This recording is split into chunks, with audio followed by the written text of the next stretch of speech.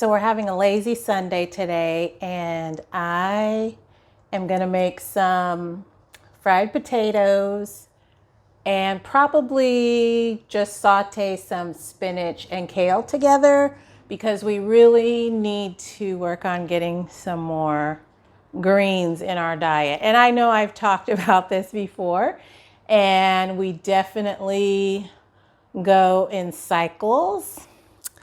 And we have been in a cycle where we're eating out pretty much every day, every meal.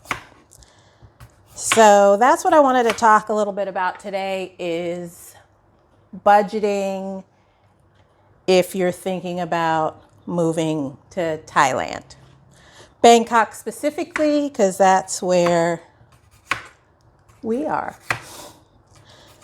So first, it's 2024 going into 2025, and I will tell you that everything, pretty much everywhere in the world, is way more expensive than it was this time 4 years ago.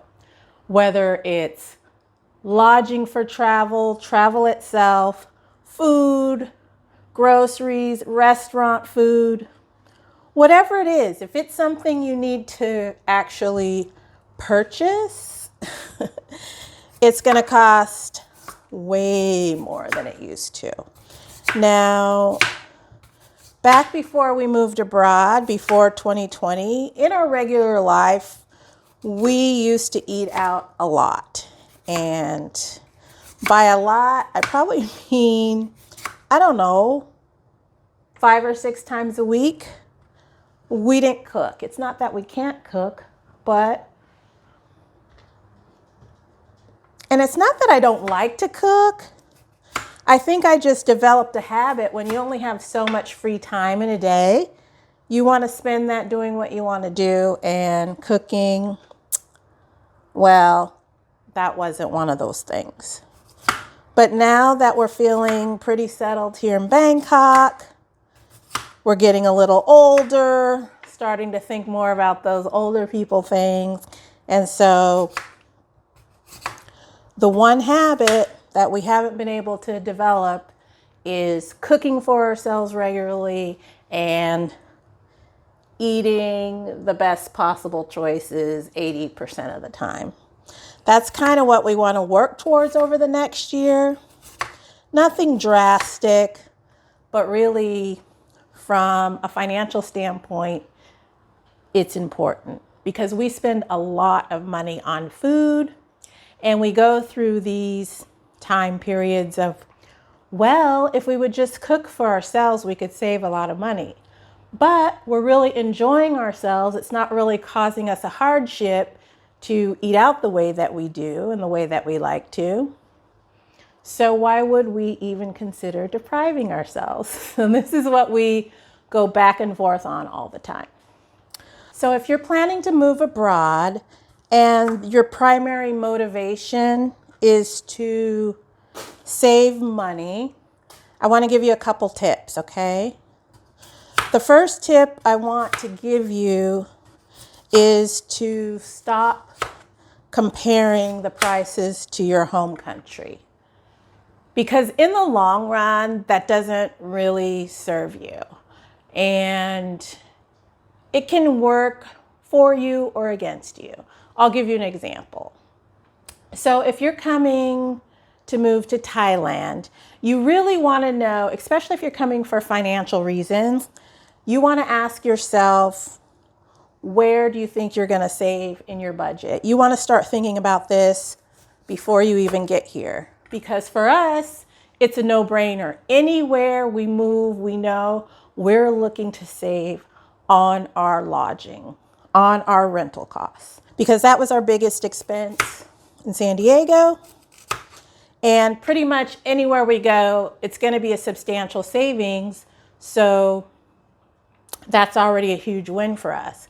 You're living in a place where your lodging costs are pretty affordable and you're only going to save marginally by moving to another country, another location on lodging. You really want to think that through, because what we find is pretty much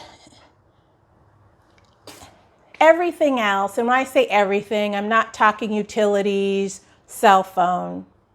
Those things are also quite affordable generally anywhere outside of the United States. But when it comes to food, grocery items, eating out, I feel like depending upon where you live, those prices are pretty much stable across the board in lots of places. Now, people will say, oh, no, that's true. You can go out and eat pad thai for 60 baht every meal. And sure, you can. But again, I've mentioned it in videos past. That's not necessarily realistic. At least it's not for us. Now, when I'm talking about not comparing to your home country, you always want to think in the currency that you're going to be living in. Like, we don't think in US dollars at all. All the prices, everything we think of is in Thai baht. And that can be extremely beneficial because you're living in a country that supports the baht. And if you start comparing everything to your home currency, you might not like what you find out. For example, we love to order a breakfast sandwich from a bakery that we love, and it is so good. It's like this chicken pesto sandwich. It's on this, oh, the bread is so fresh. It's just a fabulous sandwich, and we could eat it every day.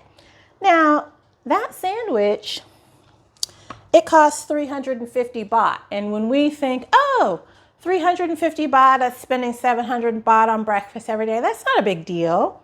Well, when you think 350 baht is probably just a little over $10, so us throwing down $20 on breakfast for our eats every day, sure, it doesn't hurt our budget, but we sure could help our budget a bit if we didn't do that every day.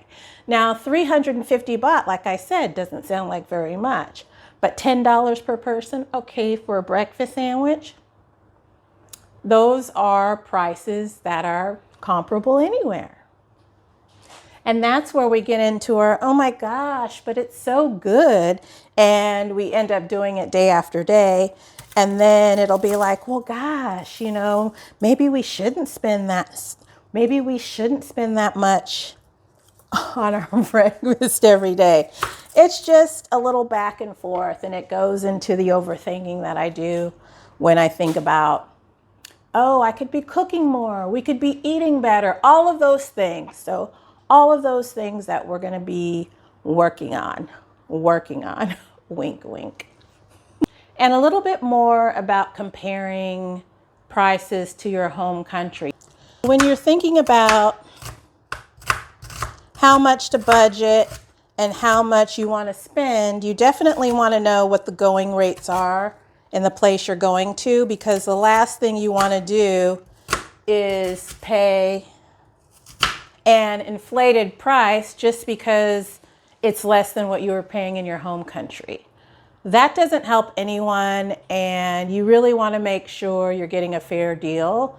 For example, when you come to Thailand, everything is negotiable, and you really should remember that, and you really should do your research to know what the going rates are. Also, when you get ready to set your budget, you always want to prepare for contingencies because you just don't know what's going to happen, and you always want to prepare for the exchange rate. So when we first came to Thailand over 2 years ago, I think the exchange rate was around 33 baht to $1. And in the time that we've been here, we've seen it at 33 baht to the $1. We've seen it as high as 38 baht for $1. And it seems to have really settled down into this 33, 34 baht to the dollar range. So with those exchange rate fluctuations, you always want to pad your budget by at least 25% per month to be on the safe side, not just for those exchange rate fluctuations, but just for any expenses that might come up that you can't really account for when you're thinking of your day-to-day budget. And believe me, every month there is something. So really, that's pretty much what I wanted to say about budgeting.